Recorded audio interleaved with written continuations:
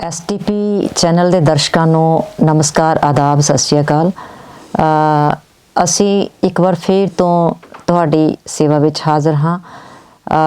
ਸਾਡੀ ਕੋਸ਼ਿਸ਼ ਹੁੰਦੀ ਹੈ ਕਿ ਅਸੀਂ ਤੁਹਾਡੇ ਨਾਲ ਸਾਡੇ ਮਾਣਯੋਗ ਸ਼ਖਸੀਅਤਾਂ ਨੂੰ, ਉਹਨਾਂ ਸ਼ਖਸੀਅਤਾਂ ਨੂੰ ਮਿਲਾਈਏ ਜਿਨ੍ਹਾਂ ਦਾ ਸਾਡੇ ਪੰਜਾਬੀ ਸਾਹਿਤ ਜਾਂ ਪੰਜਾਬੀ ਸਮਾਜ ਲਈ ਜਾਂ ਪੰਜਾਬੀ ਭਾਸ਼ਾ ਲਈ ਵਿਸ਼ੇਸ਼ ਯੋਗਦਾਨ ਹੁੰਦਾ ਹੈ। ਅੱਜ ਫਿਰ ਇੱਕ ਵਾਰ ਸਾਡੇ ਸਟੂਡੀਓ ਵਿੱਚ ਮੌਜੂਦ ਨੇ ਡਾਕਟਰ ਗੁਰਇਕਬਾਲ ਸਿੰਘ, ਜਿਹੜੀ ਕਿ ਰਿਟਾਇਰਡ ਪ੍ਰਿੰਸੀਪਲ ਨੇ ਗੁਰੂ ਤੇਗ ਬਹਾਦਰ ਨੈਸ਼ਨਲ ਕਾਲਜ ਦਾਖਾ ਤੋਂ। ਤ੍ਰਿਸ਼ੰਕੂ ਮੈਗਜ਼ੀਨ, ਜਿਹੜਾ ਕਿ ਸਾਡੇ ਪੰਜਾਬੀ ਸਾਹਿਤ ਦਾ ਇੱਕ ਸਿਰਕੱਢ ਮੈਗਜ਼ੀਨ ਹੈ, ਉਹਦੇ ਸੰਪਾਦਕ ਨੇ, ਮੁੱਖ ਸੰਪਾਦਕ ਨੇ। ਅਤੇ ਅੱਜ ਕੱਲ੍ਹ ਬਤੌਰ ਸਕੱਤਰ ਪੰਜਾਬੀ ਸਾਹਿਤ ਅਕੈਡਮੀ ਲੁਧਿਆਣਾ ਵਿਖੇ ਆਪਣੀ ਜਿਹੜੀ ਸੇਵਾ ਹੈ ਉਹ ਦੇ ਰਹੇ ਨੇ। ਸੋ ਡਾਕਟਰ ਗੁਰਇਕਬਾਲ ਜੀ, ਤੁਹਾਡਾ ਸਾਡੇ ਚੈਨਲ ਵਿੱਚ ਆਉਣ 'ਤੇ ਬਹੁਤ ਬਹੁਤ ਸਵਾਗਤ, ਬਹੁਤ ਬਹੁਤ ਸ਼ੁਕਰੀਆ ਤੁਹਾਡਾ। ਤੁਸੀਂ ਰੁਝੇਵਿਆਂ ਭਰੇ ਸਮਿਆਂ ਵਿੱਚੋਂ ਸਮਾਂ ਕੱਢ ਕੇ ਸਾਡੇ ਵਿਚਕਾਰ ਮੌਜੂਦ ਹੋ। ਡਾਕਟਰ ਸਾਹਿਬ, ਮੇਰਾ ਪਹਿਲਾ ਸਵਾਲ ਹੋਏਗਾ ਕਿ ਤੁਸੀਂ ਪੰਜਾਬੀ ਸਾਹਿਤ ਅਕੈਡਮੀ ਨਾਲ ਜੁੜੇ ਹੋਏ ਹੋ, ਤੁਸੀਂ ਬਤੌਰ ਸਕੱਤਰ ਜਿਹੜੀ ਹੈ ਉਹ ਸੇਵਾ ਪੰਜਾਬੀ ਸਾਹਿਤ ਅਕੈਡਮੀ ਨੂੰ ਆਪਣੀ ਦੇ ਰਹੇ ਹੋ। ਲੰਮੇ ਸਮੇਂ ਤੋਂ ਜਿਹੜੀ ਪੰਜਾਬੀ ਸਾਹਿਤ ਅਕੈਡਮੀ ਹੈ, ਪੰਜਾਬੀ ਭਾਸ਼ਾ, ਪੰਜਾਬੀ ਸਾਹਿਤ ਦੇ ਪ੍ਰਸਾਰ ਲਈ ਯਤਨਸ਼ੀਲ ਹੈ। ਮਿਆਰੀ ਸਾਹਿਤ ਦੇ ਉਥਾਨ ਲਈ ਕਿਹੜੀਆਂ ਕੋਸ਼ਿਸ਼ਾਂ ਨੇ ਜਾਂ ਕਿਹੜੇ ਯਤਨ ਨੇ ਜਿਹੜੇ ਸਾਹਿਤਕਾਰਾਂ ਲਈ ਪੰਜਾਬੀ ਸਾਹਿਤ ਅਕੈਡਮੀ ਕਰ ਰਹੀ ਹੈ? ਕਿਉਂਕਿ ਅਸੀਂ ਅਕਸਰ ਦੇਖਦੇ ਹਾਂ ਕਿ ਸਾਡੀਆਂ ਸਰਕਾਰਾਂ ਜਿਹੜੀਆਂ ਨੇ ਉਹ ਸਾਹਿਤਕਾਰਾਂ ਦੇ ਹੱਕ 'ਚ ਨਹੀਂ ਹੁੰਦੀਆਂ, ਕਲਮ ਦੇ ਹੱਕ 'ਚ ਨਹੀਂ ਹੁੰਦੀਆਂ। ਪੰਜਾਬੀ ਸਾਹਿਤ ਅਕੈਡਮੀ ਦਾ ਕੀ ਯੋਗਦਾਨ ਹੈ? ਪੰਜਾਬੀ ਸਾਹਿਤ ਅਕੈਡਮੀ ਆਪਣੇ ਸਾਹਿਤਕਾਰਾਂ ਦੇ ਉਥਾਨ ਲਈ ਕੀ ਜਿਹੜਾ ਹੈ ਕਰਦੀ ਹੈ?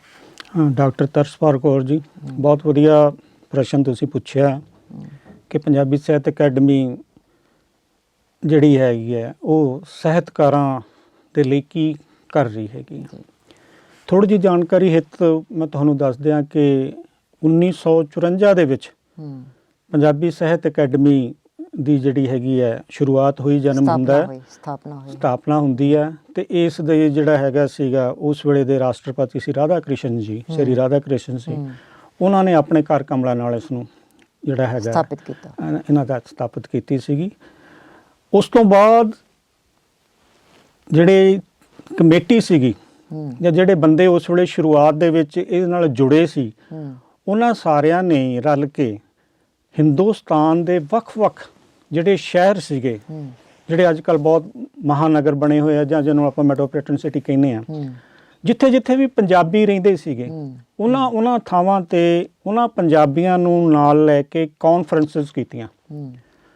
ਬੰਬੇ, ਕਲਕੱਤੇ, ਮਦਰਾਸ, ਇੱਧਰ ਬੰਗਲੌਰ, ਹੈਦਰਾਬਾਦ, ਦਿੱਲੀ, ਦਿੱਲੀ ਤੋਂ ਅਸੀਂ ਪੰਜਾਬ ਹੀ ਕਹਿੰਦੇ ਹਾਂ, ਸਾਰੇ ਮਹਾਨਗਰਾਂ ਵਿੱਚ ਉੱਥੋਂ ਦੇ ਪੰਜਾਬੀਆਂ ਜਿਹੜੀ ਖੇਤਰ ਦੇ ਵਿੱਚ, ਸ਼ੋਭੇ ਦੇ ਵਿੱਚ ਪੰਜਾਬੀ ਸੀਗੇ, ਉਹਨਾਂ ਨੂੰ ਲੈ ਕੇ ਉਹਨਾਂ ਨੇ ਕਾਨਫਰੰਸਾਂ ਜਿਹੜੀਆਂ ਹੈਗੀਆਂ ਸੀ ਕੀਤੀਆਂ। ਅਤੇ ਪੰਜਾਬੀ ਭਾਸ਼ਾ ਦੇ ਪ੍ਰਤੀ ਜਿਹੜੇ ਹੈਗੇ ਸੀਗੇ ਉਹ ਲੋਕਾਂ ਨੂੰ, ਉੱਥੋਂ ਦੇ ਲੋਕਾਂ ਨੂੰ ਜਾਗਰੂਕ ਕਰਾਇਆ। ਕਰਨ ਦਾ ਇੱਕ ਅੰਤ ਸੀਗਾ ਕਿ ਉਹ ਪੰਜਾਬੀ ਪੰਜਾਬ ਨਾਲੋਂ ਕੱਟੇ ਹੋਏ ਸੀਗੇ ਅਤੇ ਉਹਨਾਂ ਪੰਜਾਬੀਆਂ ਨੂੰ ਪੰਜਾਬ ਦੀ ਮੇਨ ਸਟ੍ਰੀਮ ਨਾਲ ਜੋੜਨ ਲਈ ਜਿਹੜੇ ਹੈਗੇ ਸੀ ਤਾਲਮੇਲ ਬਿਠਾ ਕੇ ਜਿਹੜਾ ਹੈਗਾ ਸੀ ਪੰਜਾਬੀ ਭਾਸ਼ਾ ਦੇ ਵਿਕਾਸ ਲਈ ਬਹੁਤ ਜਿਹੜੇ ਹੈਗੇ ਸੀ ਉਹ ਕੰਮ ਉਸ ਵੇਲੇ ਵੀ ਕੀਤੇ, ਲਗਾਤਾਰ ਹੁੰਦੇ ਵੀ ਰਹੇ ਅਤੇ ਹੁਣ ਵੀ ਲਗਾਤਾਰ ਹੋ ਰਹੇ ਹੈ। ਉਹਦੀ ਇੱਕੋ ਇੱਕ ਛੋਟੀ ਜਿਹੀ ਮਿਸਾਲ ਮੈਂ ਤੁਹਾਨੂੰ ਦਿੰਦਾ ਹੈਗਾ ਕਿ 1969 ਦੇ ਵਿੱਚ ਜਿਹੜੀ ਹੈਗੀ ਹੈ ਪੰਜਾਬੀ ਯੂਨੀਵਰਸਿਟੀ ਦੀ ਸਥਾਪਨਾ ਜਿਹੜੀ ਹੋਈ ਹੈਗੀ ਆ, ਉਹ ਪੰਜਾਬੀ ਸਾਹਿਤ ਅਕੈਡਮੀ ਦੇ ਰੈਜ਼ੋਲੂਸ਼ਨ ਨੂੰ ਪ੍ਰੈਕਟੀਕਲ ਰੂਪ ਦੇ ਵਿੱਚ ਜਿਹੜਾ ਹੈਗਾ ਸੀਗਾ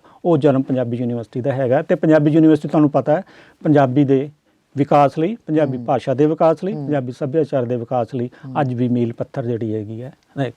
ਇਹਦਾ ਦੂਜਾ ਪੱਖ ਜਿਹੜਾ ਹੈਗਾ ਕਿ ਅਸੀਂ ਜਿਹੜੇ ਹੈਗੇ ਆ ਪੰਜਾਬੀ ਲੇਖਕਾਂ ਲਈ, ਕਿਉਂਕਿ ਜਦੋਂ ਅਸੀਂ ਲੇਖਕ ਕਹਿੰਦੇ ਹਾਂ ਤਾਂ ਲੇਖਕ ਦਾ ਮਤਲਬ ਹੁੰਦਾ ਹੈ ਇਸਟੈਬਲਿਸ਼ਮੈਂਟ ਦੇ ਵਿਰੋਧੀ, ਬਿਲਕੁਲ ਸਥਾਪਤੀ ਦੇ ਵਿਰੋਧੀ, ਅਤੇ ਸਰਕਾਰਾਂ ਦੇ ਵਿਰੁੱਧ ਬੰਦਾ ਜਿਹੜਾ ਹੈਗਾ ਜਦੋਂ ਜਾਂਦਾ, ਸਰਕਾਰਾਂ ਨੂੰ ਪ੍ਰੋਤਸਾਹਨ ਨਹੀਂ ਦੇਣਗੀਆਂ। ਬਿਲਕੁਲ, ਇਹਦਾ ਮਤਲਬ ਹੈ ਕਿ ਕੁਛ ਨਾ ਕੁਛ ਅਜਿਹੀ ਚੀਜ਼ ਹੈਗੀ ਹੈ ਲੇਖਕ ਦੇ ਵਿੱਚ ਕਿ ਜਿਹੜੀ ਉੱਪਰੋਂ ਦੇਖਣ ਨੂੰ ਸਰਕਾਰ ਨੂੰ ਆਪਣੇ ਪ੍ਰਤੀ ਲੱਗਦੀ ਹੈ ਪਰ ਹੁੰਦੀ ਉਹਦੇ ਵਿਰੁੱਧ ਹੈ। ਉਹ ਹੁੰਦਾ ਉਸਦਾ ਮੁਹਾਵਰਾ, ਕਾਵਿ ਮੁਹਾਵਰਾ ਜਿਹੜਾ ਹੁੰਦਾ ਹੈ ਕਿ ਸਤਹੀ ਪੱਧਰ 'ਤੇ ਉਸ ਚੀਜ਼ ਨੂੰ ਪੜ੍ਹਿਆ ਸਰਕਾਰ ਨੂੰ ਲੱਗੇ ਕਿ ਇਹ ਤਾਂ ਸਾਡੇ ਪੱਖ 'ਚ ਹੀ ਲਿਖ ਰਿਹਾ, ਪਰ ਅੰਦਰੂਨੀ ਪੱਧਰ ਦੇ ਉੱਤੇ ਜਦੋਂ ਆਪਾਂ ਉਹਨੂੰ ਦੇਖਦੇ ਹੈਗੇ ਹਾਂ ਤਾਂ ਉਹ ਸਰਕਾਰ ਦੇ ਵਿਰੁੱਧ ਜਾਂਦਾ ਹੁੰਦਾ। ਜਿਵੇਂ ਆਪਾਂ ਤੁਹਾਨੂੰ ਪਤਾ ਹੀ ਹੈ ਕਿ ਸ਼ਬਦ ਦੀਆਂ 3 ਸ਼ਕਤੀਆਂ ਹੁੰਦੀਆਂ, ਠੀਕ ਹੈ ਨੀ, ਅਬਦਾ, ਲਕਸ਼ਣਾ, ਵਿਅੰਜਨਾ, ਠੀਕ ਹੈ ਨੀ। ਅਪਦਾ ਹੋ ਗਈ ਸਤਾਈ ਪਦ ਜਿਹੜਾ ਹੈਗਾ 27 ਅਰਥ ਨੇ ਹੈਗੇ ਆ, ਠੀਕ ਹੈ ਨੀ। ਵਿਅੰਜਨਾ ਹੋ ਗਈ ਕਿ ਜਦੋਂ ਆਪਾਂ ਕਿਸੇ ਗੱਲ ਨੂੰ ਵਿਅੰਗ ਨਾਲ ਟੇਢੇ ਢੰਗ ਨਾਲ ਬਿਆਨ ਕਰ ਦਿੰਦੇ ਹੈਗੇ ਆ। ਲਕਸ਼ਣਾ ਹੁੰਦੀ ਹੈ ਕਿ ਤੁਹਾਡਾ ਲਕਸ਼ ਕੀ ਹੈ ਉਸ ਗੱਲ ਨੂੰ ਕਹਿਣ ਦਾ, ਉਦੇਸ਼ ਕੀ ਹੈਗਾ, ਤੇ ਉਦੇਸ਼ ਨੂੰ ਤੁਸੀਂ ਕਿਵੇਂ ਪ੍ਰਸਤੁਤ ਕਰਨਾ ਜਿਹੜਾ ਹੈਗਾ। ਹੁਣ ਸਰਕਾਰਾਂ ਨੂੰ ਇਹ ਸ਼ੋਅ ਕਰਨ ਲਈ ਕਿ ਅਸੀਂ ਤੁਹਾਡੇ ਨਾਲ ਆ, ਪਰ ਲੋਕ ਪਤਾ ਜਦੋਂ ਪੜ੍ਹਦਾ ਬੰਦਾ ਕਿ ਅਸਲ ਵਿੱਚ ਇਹ ਐਸਟੈਬਲਿਸ਼ਮੈਂਟ ਜਿਹੜੀ ਹੈਗੀ ਹੈ, ਜਿਹੜੀ ਕਿ ਆਮ ਤੌਰ 'ਤੇ ਆਪਾਂ ਇਹ ਕਹਿੰਦੇ ਹੁੰਦੇ ਹਾਂ ਕਿ ਜੋ ਆਪਾਂ ਦੇਖ ਰਹੇ ਹਾਂ ਆਪਣੇ ਆਲੇ ਦੁਆਲੇ ਕਿ ਸਾਰੀਆਂ ਐਸਟੈਬਲਿਸ਼ਮੈਂਟ ਜਿਹੜੀਆਂ ਹੈਗੀਆਂ ਉਹ ਮੋਸਟਲੀ ਸਰਕਾਰ ਪੱਖੀ ਤੇ ਲੋਕ ਵਿਰੋਧੀ ਨੇ। ਬਿਲਕੁਲ। ਤੇ ਜਿਹੜਾ ਲੇਖਕ ਹੈਗਾ, ਲੇਖਕ ਨੇ ਉਸ ਸਮੇਂ ਦੇ ਸੱਚ ਨੂੰ ਪੇਸ਼ ਕਰਕੇ, ਉਸ ਸਮੇਂ ਦੇ ਸੱਚ ਨੂੰ ਲੈ ਕੇ ਜੋ ਕਿ ਸਰਕਾਰਾਂ ਦੇ ਵਿਰੁੱਧ ਹੁੰਦਾ ਹੈ, ਲੋਕਾਂ ਨੂੰ ਜਾਗਰੂਕ ਕਰਨਾ ਹੈਗਾ। ਇਹਦਾ ਤੀਜਾ ਪੱਖ ਹੈ ਕਿ ਪੰਜਾਬੀ ਅਕੈਡਮੀ ਹੁਣ ਇਹਦੇ ਬਾਬਤ ਕੀ ਕਰ ਰਹੀ ਹੈਗੀ। ਬਿਲਕੁਲ। ਉਹ ਇਹ ਹੈ ਕਿ ਪੰਜਾਬੀ ਅਕੈਡਮੀ ਜਿਹੜੀ ਹੈਗੀ ਹੈ, ਸਾਹਿਤਕਾਰਾਂ ਨੂੰ ਇਕੱਠੇ ਕਰਕੇ ਇੱਕ ਤਾਂ ਕਾਨਫਰੰਸਿਸ ਕਰਾਉਂਦੀ ਹੈ, ਫਿਰ ਉਹਨਾਂ ਦੇ ਅਨੁਭਵ ਲੈਂਦੀ ਹੈ, ਫਿਰ ਉਹਨਾਂ 'ਤੇ ਡਿਸਕਸ਼ਨ ਕਰਾਉਂਦੀ ਹੈ, ਸੈਮੀਨਾਰ ਕਰਾਉਂਦੀ ਹੈ ਕਿ ਉਸ ਸਮੇਂ ਦਾ ਜਿਹੜਾ ਸੱਚ ਹੈ, ਜਿਹੜਾ ਕਿ ਸਮਾਜ ਦੇ ਵਿੱਚ ਇੱਕ ਜਿਹੜਾ ਹੈਗਾ ਚੱਲ ਰਿਹਾ ਹੁੰਦਾ, ਉਸ ਸੱਚ ਨੂੰ ਵੀ ਜਿਹੜਾ ਹੈਗਾ ਲੇਖਕਾਂ ਦੇ ਨਾਲ ਜਿਹੜਾ ਹੈਗਾ ਉਹ ਤਾਲਮੇਲ ਬਿਠਾਉਣਾ। ਕਿ ਕਈ ਵਾਰੀ ਹੁੰਦਾ ਕਿ ਲੇਖਕ ਜਿਹੜਾ ਹੁੰਦਾ ਉਹ ਆਪਣੇ ਨਿੱਜੀ ਲੈਵਲ ਦੇ ਉੱਤੇ ਹੀ, ਨਿੱਜੀ ਸਤਰ ਦੇ ਉੱਤੇ ਹੀ ਆਪਣੀ ਨਿਜਤਾ ਨੂੰ ਲੈ ਕੇ ਪੇਸ਼ ਕਰ ਰਿਹਾ ਹੁੰਦਾ ਹੈਗਾ। ਬੇਸ਼ੱਕ ਉਹ ਜਿਹੜੀ ਨਿਜਤਾ ਹੁੰਦੀ ਹੈ ਕਿਤੇ ਨਾ ਕਿਤੇ ਸਮਾਜ ਨਾਲ ਜੁੜੀ ਹੁੰਦੀ ਹੈ, ਪਰ ਸਮਾਜ ਦੇ ਵੀ ਆਪਣੇ ਮਸਲੇ ਹੁੰਦੇ ਆ। ਤੇ ਸਾਡਾ ਜਿਹੜਾ ਸਭ ਤੋਂ ਮੁੱਖ ਕੰਮ ਹੈਗਾ ਉਹ ਇਹ ਹੈ ਕਿ ਸਮਾਜ ਦਿਆਂ ਮਸਲਿਆਂ ਨੂੰ ਜਿਹੜਾ ਹੈਗਾ ਸਜਗ ਰੂਪ ਦੇ ਵਿੱਚ ਲੋਕਾਂ ਦੇ ਦਿਮਾਗ ਦੇ ਵਿੱਚ ਪਾਉਣਾ ਹੈਗਾ। ਕਿ ਜੇ ਤੁਸੀਂ ਇਹ ਮਸਲੇ ਜਿਹੜੇ ਹੈਗੇ ਆ ਸਮਾਜ ਦੇ ਜਿਹੜੇ ਹੈਗੇ ਆ, ਜੇ ਤੁਸੀਂ ਇਹਨਾਂ ਦੇ ਮੂਕ ਦਰਸ਼ਕ ਹੀ ਬਣੇ ਰਹੋਗੇ ਤਾਂ ਫਿਰ ਜਿਹੜਾ ਹੈਗਾ ਇਹ ਸਮਾਜ ਦੇ ਵਿੱਚ ਤਬਦੀਲੀ ਨਹੀਂ ਆ ਸਕਦੀ, ਸ਼ਤਾਬਦੀ ਦੇ ਵਿੱਚ ਤਬਦੀਲੀ ਨਹੀਂ ਆ ਸਕਦੀ। ਤਾਂ ਲੇਖਕ ਦਾ ਵੱਡਾ ਫਰਜ਼ ਹੈਗਾ ਕਿ ਉਹ ਆਪਣੀ ਲਿਖਤ ਰਾਹੀਂ ਲੋਕਾਂ ਨੂੰ ਜੋ ਸਮਾਜ ਦੇ ਵਿੱਚ ਗਲਤ ਵਾਪਰ ਰਿਹਾ ਹੈ ਉਸ ਪ੍ਰਤੀ ਉਸ ਨੂੰ ਚੇਤੰਨ ਕਰਨਾ ਹੈ। ਦੂਸਰਾ ਵੱਡਾ ਕਰਤੱਵ ਸਿਰਫ ਚੇਤੰਨ ਹੀ ਨਹੀਂ ਕਰਨਾ ਹੈਗਾ। ਲੇਖਕ ਦੀ ਜਿਹੜੀ ਹੈਗੀ ਹੈ, ਆਪਾਂ ਇਹ ਕਹਿ ਦਿੰਦੇ ਹਾਂ ਕਿ ਸਾਹਿਤ ਸਿੱਧੇ ਰੂਪ ਦੇ ਵਿੱਚ ਕਿਸੇ ਨੂੰ ਸੰਘਰਸ਼ ਦੇ ਵਿੱਚ ਨਹੀਂ ਪਾਉਂਦਾ, ਪਰ ਸਾਹਿਤ ਤੁਹਾਡੇ ਮਨ ਦੇ ਕਿਵਾੜ ਖੋਲ ਦਿੰਦਾ ਹੈ, ਤੁਹਾਡੇ ਦਿਮਾਗ ਦੇ ਕਿਵਾੜ ਖੋਲ ਦਿੰਦਾ ਹੈਗਾ ਕਿ ਹੁਣ ਵੇਲਾ ਹੈਗਾ, ਕਿ ਹੁਣ ਵੇਲਾ ਹੈ ਕਿ ਸਾਨੂੰ ਉੱਠਣਾ ਪਏਗਾ ਤੇ ਉੱਠ ਕੇ ਜਿਹੜਾ ਹੈਗਾ ਫਿਰ ਲੋਕਾਂ ਦੇ ਨਾਲ ਤਾਲਮੇਲ ਬਿਠਾ ਕੇ ਸਾਨੂੰ ਚੱਲਣਾ ਪਏਗਾ। ਕਿ ਜਿਵੇਂ ਹੁਣ ਕਿਸਾਨਾਂ ਨੇ ਜਿਹੜਾ ਹੈਗਾ ਸਮਾਜ ਦੇ ਹਰ ਇੱਕ ਵਰਗ ਨੂੰ ਨਾਲ ਲੈ ਕੇ ਚੱਲ ਕੇ ਇੱਕ ਸਮੁੱਚੀ ਮੂਵਮੈਂਟ ਬਣਾਈ ਹੈ, ਤੇ ਉਹ ਸਮੁੱਚੀ ਮੂਵਮੈਂਟ ਨੇ ਜਿਹੜਾ ਹੈਗਾ ਕਿਵੇਂ ਸਾਨੂੰ ਜਾਗਰਤ ਕੀਤਾ ਹੈ। ਤੇ ਪੰਜਾਬੀ ਅਕੈਡਮੀ ਥਾਂ ਥਾਂ ਦੇ ਉੱਤੇ ਲੇਖਕਾਂ ਨੂੰ ਜਿਹੜੇ ਹੈਗੇ ਆ ਉਹਨਾਂ ਨੂੰ ਸਜਗ ਕਰਕੇ, ਉਹਨਾਂ ਦੀ ਮਦਦ ਕਰਕੇ, ਉਹਨਾਂ ਦੀਆਂ ਕਿਤਾਬਾਂ ਦੇ ਉੱਤੇ ਜਿਹੜੇ ਹੈਗੇ ਸੈਮੀਨਾਰ ਵਿਚਾਰ ਗੋਸ਼ਟੀਆਂ ਕਰਾ ਕੇ, ਜਾਂ ਲੇਖਕਾਂ ਨੂੰ ਇਕੱਠੇ ਕਰਕੇ ਕਿ ਉਹ ਆਪਸ ਦੇ ਵਿੱਚ ਅੱਜ ਦੇ ਸਮਾਜ ਦੇ ਵਿੱਚ ਕੀ ਸੋਚ ਰਹੇ ਨੇ, ਕੀ ਜਿਹੜੇ ਹੈਗੇ ਆ ਉਹ ਪੇਸ਼ ਕਰ ਰਹੇ ਨੇ, ਆਪਸੀ ਗੱਲਬਾਤ ਕਰਨ, ਤੇ ਫਿਰ ਲੇਖਕ, ਆਮ ਜਨਤਾ ਤੇ ਜਾਂ ਜਿਹੜੇ ਸਾਡੇ ਸਿਆਣੇ ਆ ਇਹਨਾਂ ਨੂੰ ਇਕੱਠਾ ਕਰਕੇ ਕਿਹੜੇ ਦਰਪੇਸ਼ ਮਸਲੇ ਆ ਰਹੇ ਆ, ਪੰਜਾਬੀ ਅਕੈਡਮੀ ਉਹ ਉਹਨਾਂ ਨਾਲ ਸਾਂਝੇ ਕਰਦੀ ਹੈ ਤੇ ਉਹਨਾਂ ਨੂੰ ਪ੍ਰੋਤਸਾਹਨ ਦਿੰਦੀ ਹੈਗੀ। ਬਿਲਕੁਲ।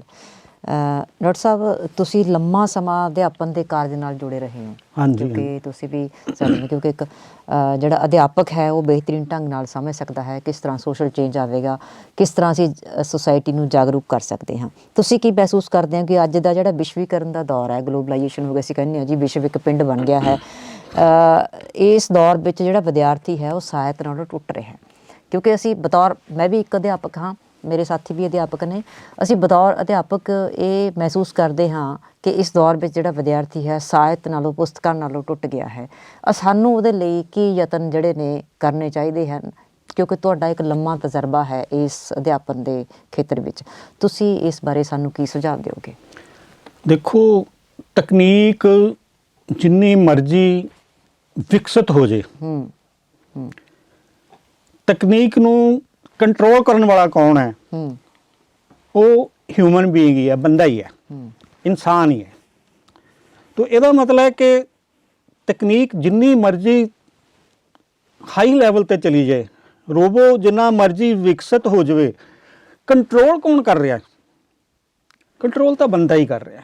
ਇਹਦਾ ਮਤਲਬ ਹੈ ਕਿ ਜਿਹੜਾ ਦਿਮਾਗ ਹੈ ਬੰਦੇ ਦਾ, ਉਹ ਹਾਲੇ ਵੀ ਰਿਬੋਟ ਨਾਲੋਂ, ਕੰਪਿਊਟਰ ਨਾਲੋਂ ਜ਼ਿਆਦਾ ਸਰਕਿਰਿਆ ਹੈਗਾ, ਜ਼ਿਆਦਾ ਜਿਹੜਾ ਹੈਗਾ ਉਹ ਬੰਦੇ ਨੂੰ ਐਕਟੀਵੇਟ ਕਰਦਾ ਹੈਗਾ। ਠੀਕ ਹੈ। ਅਧਿਆਪਕ ਦਾ ਕੀ ਫਰਜ਼ ਹੈ ਅੱਜ ਕੱਲ੍ਹ? ਅਧਿਆਪਕ ਦਾ ਮਤਲਬ ਸਿਰਫ ਇਹ ਨਹੀਂ ਹੈ ਕਿ ਸਿਲੇਬਸ ਵਾਲੀਆਂ ਕਿਤਾਬਾਂ ਪੜ੍ਹਾ ਦੇਣੀਆਂ ਤੁਸੀਂ ਸਿਰਫ। ਆਮ ਤੌਰ ਤੇ ਹੁੰਦਾ ਇਹੀ ਹੈ, ਸਿਲੇਬਸ ਹੀ ਜਿਹੜਾ ਸਿਲੇਬਸ ਜਿਹੜਾ ਉਹ ਪੜਾਇਆ ਜਾਂਦਾ, ਉਹ ਪੜਾਇਆ ਜਾਂਦਾ, ਸਿਲੇਬਸ ਨੂੰ ਹੀ ਕਹਿਤਾ ਜਾਂਦਾ ਵੀ ਉਹ ਇੱਕ ਐਜੂਕੇਸ਼ਨ ਹੈ। ਹਾਂ, ਅਧਿਆਪਕ ਦਾ ਮਤਲਬ ਇੱਕ ਹੀ ਹੈ ਕਿ ਉਹਨੇ ਉਸ ਵਿਦਿਆਰਥੀ ਨੂੰ ਸਮਾਜ ਦੇ ਵਿੱਚ ਜ਼ਿੰਦਗੀ ਕਿਸ ਤਰ੍ਹਾਂ ਜਿਉਣੀ ਹੈ, ਜੀਵਨ ਜਾਂਚ ਕਿਸ ਤਰ੍ਹਾਂ ਜਿਉਣੀ ਹੈ, ਉਹਨੇ ਆਪਣੀ ਜ਼ਿੰਦਗੀ ਹੈਗੀ, ਕਿਸ ਤਰ੍ਹਾਂ ਉਹਨੇ ਸੰਘਰਸ਼ ਕਰਨਾ ਹੈ, ਉਸਨੇ ਉਹ ਰਾਹ ਦੱਸਣਾ ਹੈ। ਉਸ ਕਾਬਲ ਅਧਿਆਪਕ ਨੇ ਉਹਨੂੰ ਸਿਰਫ ਉਹ ਰਾਹ ਦੱਸਣਾ ਵੀ ਇਹ ਰਾਹ ਜਿਹੜਾ ਹੈਗਾ ਤੇਰਾ, ਇਹ ਤੇਰੇ ਲਈ ਜਿਹੜਾ ਹੈਗਾ, ਤੇਰੀ ਜਿਹੜੀ ਹੈਗੀ ਹੈ ਸ਼ਖਸੀਅਤ ਲਈ ਬਹੁਤ ਕਾਮਯਾਬ ਰਾਹ ਹੈਗਾ। ਦੂਸਰਾ, ਅਧਿਆਪਕ ਦਾ ਬਹੁਤ ਵੱਡਾ ਫਰਜ਼ ਹੈ, ਕਿਉਂਕਿ ਇੱਕ ਕਲਾਸ ਹੈ, ਕਲਾਸ ਦੇ ਵਿੱਚ ਬਹੁਤ ਸਾਰੇ ਸਟੂਡੈਂਟ ਨੇ ਤੇ ਉਹਨਾਂ ਦਾ ਮਾਨਸਿਕ ਜਿਹੜੀ ਹੈਗੀ ਹੈ ਸਤਹ ਵੀ ਸਾਰਿਆਂ ਦੀ ਅਲੱਗ-ਅਲੱਗ ਹੈਗੀ ਹੈ।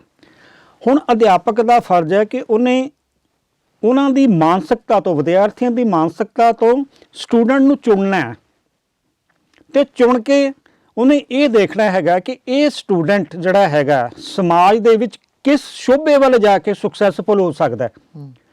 ਤਾਂ ਅਧਿਆਪਕ ਦਾ ਉਹ ਫਰਜ਼ ਬਣਦਾ ਆਪਣੇ ਸਟੂਡੈਂਟ ਪ੍ਰਤੀ ਕਿ ਉਹ ਸਟੂਡੈਂਟ ਨੂੰ ਉਸ ਦਿਸ਼ਾ ਵੱਲ ਲੈ ਕੇ ਜਾਵੇ, ਉਹ ਦਿਸ਼ਾ ਦੱਸੇ ਉਹਨੂੰ ਕਿ ਤੂੰ ਜਿਹੜਾ ਹੈਗਾ, ਤੇਰੀ ਮਾਨਸਿਕਤਾ ਇਸ ਦਿਸ਼ਾ ਵੱਲ ਜਾ ਰਹੀ ਹੈਗੀ ਹੈ, ਤੂੰ ਇਹ ਦਿਸ਼ਾ ਜੇ ਅਪਣਾਏਗਾ ਤੇ ਇਸ ਦਿਸ਼ਾ ਦੀ ਪੜ੍ਹਾਈ ਕਰੇਗਾ, ਤੂੰ ਬਹੁਤ ਕਾਮਯਾਬ ਹੋ ਜਾਏਗਾ ਹੈਗਾ। ਇਹਦਾ ਇੱਕ ਉਦਾਹਰਨ ਦਿੰਦਾ, ਮੇਰਾ ਇੱਕ ਸਟੂਡੈਂਟ ਆ, ਇਸ ਵੇਲੇ ਦਿੱਲੀ ਯੂਨੀਵਰਸਿਟੀ ਪੰਜਾਬੀ ਵਿਭਾਗ ਦਾ ਉਹ ਚੇਅਰਮੈਨ ਹੈਗਾ, ਡਾਕਟਰ ਰਵਿੰਦਰ ਕੁਮਾਰ ਡਾਕਟਰ ਰਵੀ। ਉਹ ਮੇਰੇ ਕੋਲ ਕਾਲਜ ਜਦੋਂ ਪੜ੍ਹਦਾ ਸੀਗਾ, ਸਾਡਾ ਕਾਲਜ ਉਸ ਵੇਲੇ ਜਿਹੜਾ ਹੈਗਾ ਸੀ ਗ੍ਰੈਜੂਏਸ਼ਨ ਤੱਕ ਦਾ ਸੀ, ਬਾਅਦ 'ਚ ਪੋਸਟ ਗ੍ਰੈਜੂਏਸ਼ਨ ਬਣਿਆ। ਮੈਂ ਉਹਨੂੰ ਕਿਹਾ, ਰਵੀ ਤੂੰ ਜਿਹੜਾ ਹੈਗਾ ਨਾ ਪੰਜਾਬੀ ਦੀ MA ਕਰਨੀ ਹੈ। ਉਹ ਕਹਿੰਦਾ ਮੇਰੇ ਫਾਦਰ ਨਹੀਂ ਮੰਨਦੇ, ਕਹਿੰਦੇ ਨਹੀਂ ਤੂੰ ਲਾਇਬ੍ਰੇਰੀ ਕਰ, ਵਿੱਚ ਛੋਟਾ ਹੋ ਕੇ ਲਾਇਬ੍ਰੇਰੀ, ਸਕੂਲ ਦੀ ਲਾਇਬ੍ਰੇਰੀ 'ਚ ਲੱਗ ਜਾਏਗਾ ਤੇ ਲਾਇਬ੍ਰੇਰੀਅਨ ਲੱਗ ਜਾਏਗਾ। ਮੈਂ ਕਿਹਾ ਨਹੀਂ, ਮੈਂ ਵੱਡਾ ਸੋਚਦਾ ਮੈਂ ਤੈਨੂੰ ਪੜ੍ਹ ਲਿਆ ਵੀ ਆਪਣਾ ਇਹ ਕੰਮ ਨਹੀਂ ਗਾ। ਫਿਰ ਵੀ ਉਹਨੂੰ ਕਹਿੰਦਾ ਵੀ ਮੈਨੂੰ 1 ਸਾਲ ਤਾਂ ਆਪਣੇ ਫਾਦਰ ਦਾ ਮੰਨਣਾ ਪਊਗਾ। ਉਹਨੇ ਲਿਆ, 1 ਸਾਲ ਦਾ ਡਿਪਲੋਮਾ ਕੀਤਾ, ਉਸ ਤੋਂ ਬਾਅਦ ਉਹਨੇ ਪੰਜਾਬੀ MA ਦੀ ਕੀਤੀ ਤੇ ਉਹਨੇ ਲੁਧਿਆਣੇ ਲਈ। ਮੈਂ ਕਿਹਾ ਰਵਿੰਦਰ ਤੇਰੀ ਥਾਂ ਹੁਣ ਇੱਥੇ ਨਹੀਂ, ਤੂੰ ਯੂਨੀਵਰਸਿਟੀ 'ਚ ਜਾ, ਤੂੰ 2nd ਈਅਰ ਯੂਨੀਵਰਸਿਟੀ ਤੋਂ ਕਰ। ਕਹਿੰਦਾ ਕਿਉਂ? ਮੈਂ ਕਿਹਾ ਕਰ ਤੂੰ ਉੱਥੇ, ਕਿਉਂਕਿ ਜਦੋਂ ਅਸੀਂ ਆਪਣੀ ਥਾਂ ਛੱਡ ਕੇ ਬਾਹਰ ਜਾਵਾਂਗੇ, ਵਿਕਾਸ ਹੀ ਤਾਂ ਤੁਸੀਂ ਕਰ ਸਕਦੇ ਹੋ। ਜੇ ਤੁਸੀਂ ਆਪਣੇ ਘਰ 'ਚ ਹੀ ਬੈਠੇ ਹੋ ਤੇ ਘਰ 'ਚ ਹੀ ਕਹੋਗੇ ਤੁਸੀਂ ਮੈਂ ਆਹ ਕਰ ਲਾਂ ਨਹੀਂ ਆ, ਤੁਹਾਨੂੰ ਆਪਣੀ ਥਾਂ ਛੱਡਣੀ ਪਏਗੀ। ਥਾਂ ਛੱਡ ਕੇ ਤੁਸੀਂ ਬਾਹਰ ਜਾਓਗੇ, ਬਾਹਰ ਦਾ ਮਤਲਬ ਹੈਗੀ ਹੈ ਕਿ ਵਿਸ਼ਾਲਤਾ। ਜਿਉਂ-ਜਿਉਂ ਤੁਸੀਂ ਇਸ ਤਰ੍ਹਾਂ ਵਿਸ਼ਾਲ ਹੁੰਦੇ ਜਾਓਗੇ, ਤੁਹਾਡੀ ਜਿਹੜੀ ਦਿਮਾਗ, ਤੁਹਾਡਾ ਮਨ, ਤੁਹਾਡੀ ਸਾਰੀ ਚੀਜ਼, ਇਹ ਵਿਸ਼ਾਲਤਾ ਆਉਂਦੀ ਜਾਏਗੀ, ਤੁਹਾਡੇ ਗਿਆਨ ਦੀ ਵਿਸ਼ਾਲਤਾ ਆਉਂਦੀ ਜਾਏਗੀ ਹੈਗੀ। ਫਿਰ ਤੁਹਾਡੇ ਕੋਲ ਬਹੁਤ ਰਾਹ ਹੋ ਜਾਂਦੇ ਹੈਗੇ ਚੁਣਨ ਲਈ, ਤੁਸੀਂ ਕਿਹੜੇ ਆਪਣਾ ਚੱਲਣਾ ਹੈਗਾ। ਤਾਂ ਮੇਰੀ ਇਹ ਸੀਗੀ ਕਿ ਵਿਦਿਆਰਥੀਆਂ ਨੂੰ ਜਿਹੜਾ ਹੈਗਾ, ਇੱਕ ਤਾਂ ਦੱਸੋ ਕਿ ਜ਼ਿੰਦਗੀ ਜਿਉਣੀ ਹੈ, ਕਿ ਸਿਰਫ ਜਿਹੜੀ ਹੈਗੀ ਹੈ ਪੜ੍ਹਾਈ, ਸਿਰਫ ਇਹ ਨਹੀਂ ਰੋਟੀ ਖਾਣਾ ਹੀ ਹੈ, 2 ਡੰਗ ਦੀ ਰੋਟੀ ਹੈ ਪੜ੍ਹਾਈ ਨਾ। ਰੋਟੀ ਅਸੀਂ ਖਾਣੀ ਹੈ ਜ਼ਿੰਦਗੀ ਜਿਉਣ ਲਈ, ਨਾ ਕਿ ਜਿਹੜਾ ਹੈਗਾ ਜ਼ਿੰਦਗੀ ਰੋਟੀ ਖਾਣ ਲਈ ਕਰਨੀ ਹੈਗੀ। ਜਿਹੜਾ ਬੰਦਾ ਜ਼ਿੰਦਗੀ ਜਿਹੜਾ ਹੈਗਾ ਜਿਉਂਦਾ ਹੈਗਾ, ਉਹ ਉਸ ਦੀ ਕ੍ਰੀਏਟਿਵਿਟੀ ਜਿਹੜੀ ਹੈਗੀ ਆ ਉਹ ਅੱਗੇ ਵੱਲ ਉਹਨੂੰ ਲੈ ਕੇ ਜਾਂਦੀ, ਨਵਾਂ ਕੁਝ ਕ੍ਰੀਏਟ ਕਰਦੀ ਹੈਗੀ ਆ। ਤਾਂ ਮੈਂ ਜਿੰਨਾ ਚਿਰ ਵੀ ਰਿਹਾ, ਮੈਂ ਸਟੂਡੈਂਟਾਂ ਨੂੰ ਦੇਖ ਲੈਂਦਾ ਸੀ, ਇਹ ਬੰਦਾ ਭੰਗੜਾ ਕਰ ਸਕਦਾ ਵਾ, ਇਹ ਨਾਟਕ ਕਰ ਸਕਦਾ, ਇਹ ਕਵਿਤਾ ਬੋਲ ਸਕਦਾ, ਇਹ ਹਿਸਟਰੀ ਵਾਲੇ ਪਾਸੇ ਜਾ ਸਕਦਾ, ਇਹ ਉੱਧਰਲੇ ਪਾਸੇ ਜਾ ਸਕਦਾ, ਇਹ ਉਸ ਪਾਸੇ ਜਾ ਸਕਦਾ।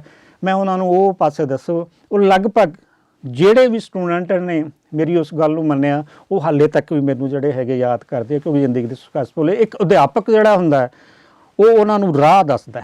ਬਿਲਕੁਲ। ਤੇ ਰਾਹ ਦੱਸ ਕੇ ਉਹਨਾਂ ਦੀ ਮਾਨਸਿਕਤਾ ਦੇ ਵਿੱਚੋਂ ਹੀ ਪੜ੍ਹ ਕੇ ਵੀ ਇਹ ਕੀ ਚਾਹੁੰਦਾ ਹੈਗਾ, ਤੇ ਜਦੋਂ ਰਾਹ ਦੱਸਦਾ ਤੇ ਫਿਰ ਸਫਲਤਾ ਤਾਂ ਆਪਣੇ ਆਪ ਹੀ ਜਿਹੜੀ ਆਉਂਦੀ ਹੈ। ਇੱਕ ਸਫਲ ਅਧਿਆਪਕ ਦਾ ਇਹੀ ਹੈ ਕਿ ਸਿਲੇਬਸ ਨਹੀਂ, ਜ਼ਿੰਦਗੀ ਜਿਉਣ ਦਾ ਤਰੀਕਾ ਵੀ ਉਹਨੂੰ ਨਾਲ ਦੱਸੇ ਕਿ ਜ਼ਿੰਦਗੀ ਇਹ ਹੈ, ਤੁਸੀਂ ਇਸ ਤਰ੍ਹਾਂ ਸਫਲ ਹੋ ਸਕਦੇ ਹੋ। ਡਾਕਟਰ ਸਾਹਿਬ, ਤੁਸੀਂ ਆਪਣਾ ਜਿਹੜਾ ਕੀਮਤੀ ਸਮਾਂ ਕੱਢ ਕੇ ਸਾਡੇ ਸਟੂਡੀਓ ਵਿੱਚ ਆਏ, ਸਾਨੂੰ ਜਿਹੜੀਆਂ ਬਹੁਤ ਕੀਮਤੀ ਗੱਲਾਂ ਜਿਹੜੀਆਂ ਨੇ ਉਹ ਦੱਸੀਆਂ, ਖਾਸ ਕਰਕੇ ਵਿਦਿਆਰਥੀ ਵਰਗ ਨੂੰ ਲੈ ਕੇ ਵੀ, ਤੇ ਤੁਸੀਂ ਪੰਜਾਬੀ ਸਾਹਿਤ ਅਕੈਡਮੀ ਨਾਲ ਜੁੜੇ ਹੋਏ ਹੋ ਤੇ ਉਹਦੀਆਂ ਵੀ ਗਤੀਵਿਧੀਆਂ ਬਾਰੇ ਵੀ ਸਾਨੂੰ ਵਿਸਥਾਰ 'ਚ ਦੱਸਿਆ। ਤੁਹਾਡਾ ਬਹੁਤ ਬਹੁਤ ਸ਼ੁਕਰੀਆ। ਸ਼ੁਕਰੀਆ ਬਹੁਤ।